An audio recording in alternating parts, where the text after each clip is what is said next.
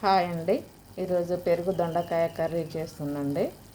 దీంట్లో ఇంపార్టెంట్ ఏంటంటే ఓన్లీ పెరుగు ఎక్కువ యూజ్ చేస్తారండి.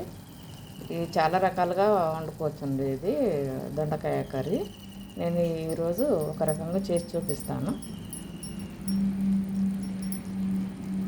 కొంచెం కారం వేసుకోవాలండి, కొంచెం సాల్ట్ అండి, ఇది గరం మసాలా అండి. అంతే అండి, కలుపుకోవాలి. కొద్దిసేపు టైం పట్టుద్ది.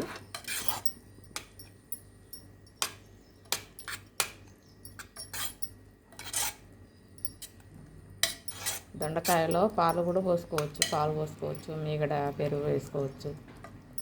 నేను మీగడ వేస్తున్నాను ఈరోజు. మీగడ పెరుగు, గడ్డ పెరుగు వేసిన.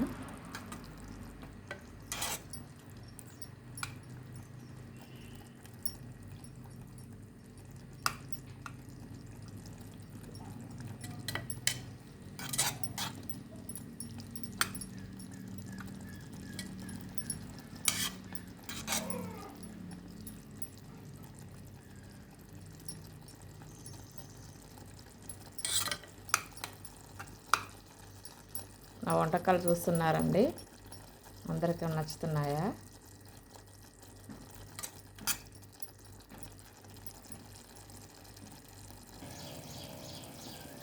కొత్తిమీర అండి, ముందుగా పోపు చేసింది ఏమి చూపించలేదు, ఎందుకంటే నార్మల్గానే అన్ని కూరల్లాగానే ఇది కూడా చేస్తాం కదా. దీంట్లో ముఖ్యంగా ఏంటంటే ఓన్లీ పెరుగు వేస్తాం అనమాట. గడ్డ పెరుగు కొంచెం మీగడ తోడుకొని వేస్తే టేస్ట్ బాగా వస్తుంది.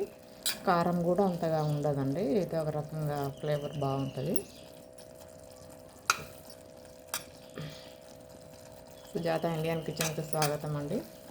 లాస్ట్లో S1 అని ఉంటుందండి. సుజాతలు చాలామంది అయిపోయారు, అందుకని కొంచెం లాస్ట్కి S1 అనేది యాడ్ చేసినాం.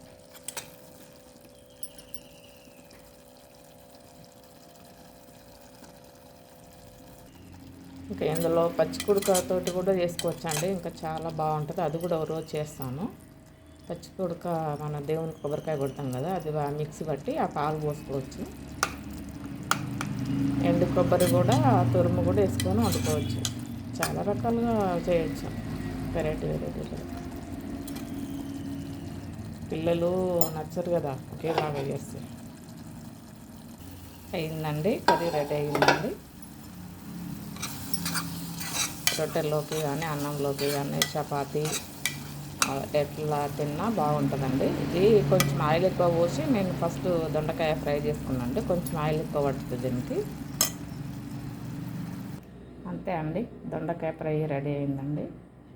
ఎలా వచ్చిందో మీరు ఒకసారి ఇంట్లో చేసుకొని నాకు చెప్పండి, కామెంట్ రూపంలో తెలియజేయండి.